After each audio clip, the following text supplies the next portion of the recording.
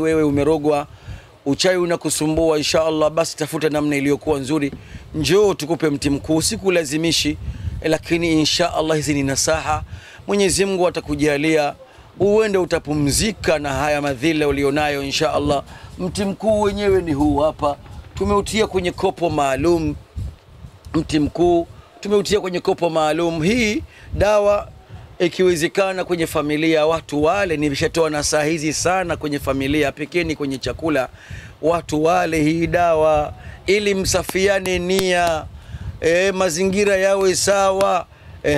Ila kuna ingine kubwa, ile ingine kubwa ile ambayo tuje kidogo ghali, ile huwa tuitoi mara kwa mara kwa sababu tayari tushaona madhara yake kwa baadhi ya watu ambao hawana busara, wanaitumia vibaya inshallah. Kwa hivyo tunawapa hiyo ingine, hiyo tunawapa watu wenye busara zaidi inshallah, ndio tunawapa inshallah. Kuna kazi yake juu ya uchawi na wachawi, hiyo nyingine inshallah. Lakini mti mkuu nataka kila mtu katika familia hakikisheni kwamba watu wamekula, walau kwenye chakula walau kwa siri. Anayegoma kula nyumbani kwenu basi huyo ana shida, kama huyu bwana aliyegoma kula mti mkuu chakula kwamba ana shida, na familia nzima imemjua kwamba ana shida, na ndio maana kagoma kula dawa hali yako imewekwa, hakujua lakini aligoma, mashetani alimzuia.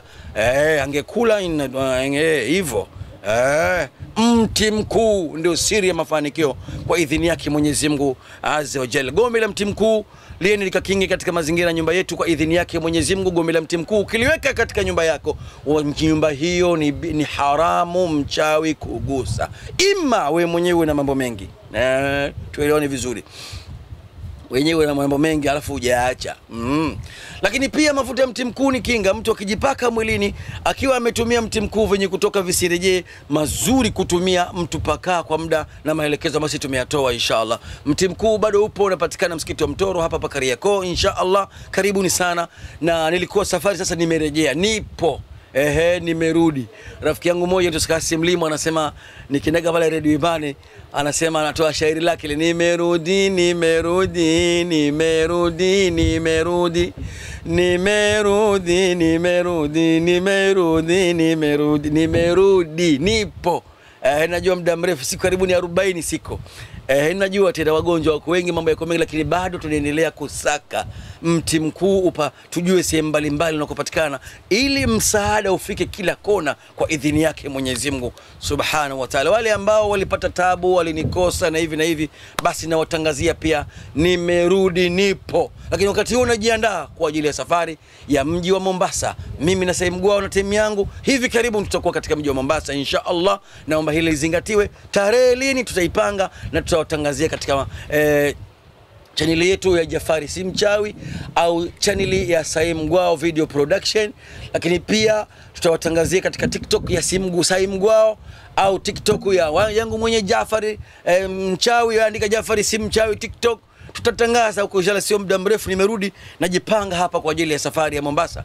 Nimesikia simu zenu sana na napokea sana maombi yenu, napokea ila nimetingwa inshallah. Watu wa Mombasa nafika Nairobi mpaka Isiolo inshallah, pamoja na watu wa Malindi.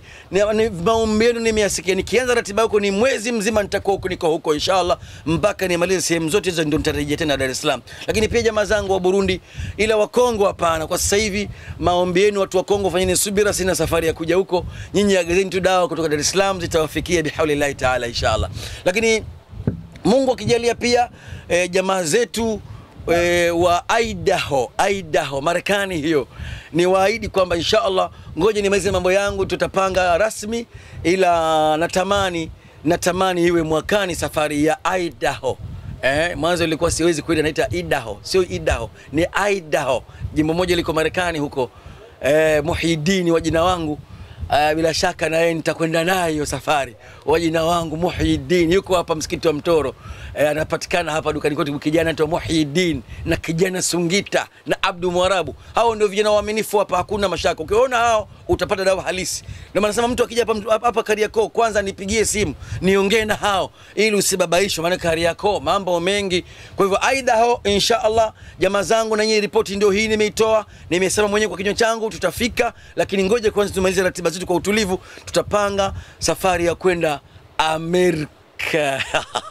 Sijawahi kwenda Amerika, sasa nitaenda inshallah. Lakini yote kwa yote, kwa nini mti mkuu unafanya maajabu makubwa ndio unapelekea na mimi sasa nitaenda Amerika sio muda mrefu bihaulillahi taala. Ndugu zangu watazamaji, niwashukuru kwa kunisikiliza, lakini bado nakuja kuambia kitu hivi karibuni. Wassalamu alaikum wa rahmatullahi wa barakatuh.